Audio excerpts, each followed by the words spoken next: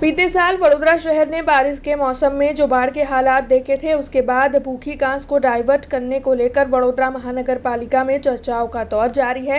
लेकिन इस मामले में वडोदरा शहर कांग्रेस पार्टी लगातार विरोध जता रही है।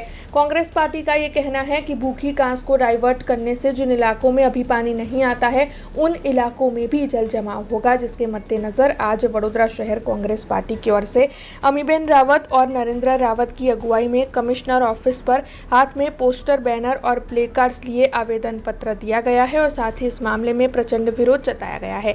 हालांकि ये सभी जब कांग्रेस पार्टी के साथ मिलकर कमिश्नर ऑफिस के गेट पर पहुंचे थे, तब वहां पर गेट बंद दिखाई दिया था, जिसके बाद इन सभी के पुलिस के साथ तू-तू मैं-मैं भी हो गई थी, जिसके भी कुछ दृश्य सामने आए हैं।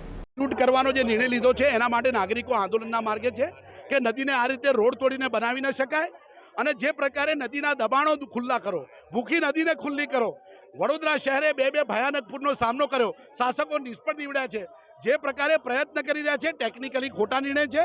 આ પ્રકારે રોડો તોડીને નદીને ગોળ ગોળ ફેરવી શકાય નહીં। હા, કમિશનર સાહેબને અમે આવેદનપત્ર આપવાની વિનંતી કરેલી ને, પોતે પાછા આવીને અમારું આવેદનપત્ર ને અમારી રજૂઆત સાંભળશે। કે ગત વર્ષે 3 વખત વડોદરા શહેરમાં પૂર આવ્યું। આ પૂરની પરિસ્થિતિનું નિવારણ તો જ આવી શકે જો ગેરકાયદેસર દબાણો કરીને વિશ્વામિત્રી નદી, એની ટ્રિબ્યુટરીઝ, એના ફ્લડ પ્લેન અને એને કાંસો અને એના જોડેના જે તલાવો છે એ તમામ દબાણો દૂર થાય। દેખાવા પૂરતા નદીની અંદરથી 15 લાખ CM માટી કાઢવાનું જે કામ ચાલી રહ્યું છે, એનાથી પૂરમાં કદાચ થોડી ઘણી રાહત થશે, પણ પરમેનન્ટ રાહત વડોદરાવાસીઓને તો જ મળે જો આ તમામ દબાણ દૂર કરવામાં આવે। હવે એ પાણીને છાણી આગળથી ગોલ ગોલ ફેરીને છાણી જકાતનાકા થઈને નિઝામપુરા સ્મશાને લાવશે તો આ સમસ્યાનો હલ નહીં થાય।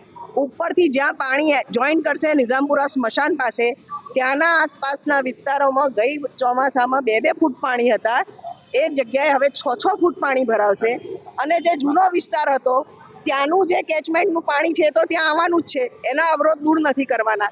એટલે આ તો ડબલ વિસ્તાર ડૂબાણમાં જશે। સાથે હમણાં જ બનેલો ગૌરવપથ 21 કરોડનો સમા કેનલ બાજુનો રોડ, એ બંને રોડ તૂટશે। એ ફરીથી બનાવવાનો ખર્ચો એટલે બધું થઈને 150 કરોડ ટેક્સ પેયર્સના બગડશે। સિમ્પલ સોલ્યુશન હોય કે નદીમાં પાણીને જવાનો રસ્તો કાપો, નદીને એની જગ્યા પાછી આપો। બેઝિક કોમન સેન્સની વાત અમે કરી રહ્યા છે। આ નદીઓને શહેરની વચ્ચે ગોલ ગોલ ફેરવવાની મૂર્ખતા ભર્યું ડિસિઝન ખોટું છે, એનો વિરોધ કરવા આજે અમે રેલી સ્વરૂપે અહીંયા આવ્યા।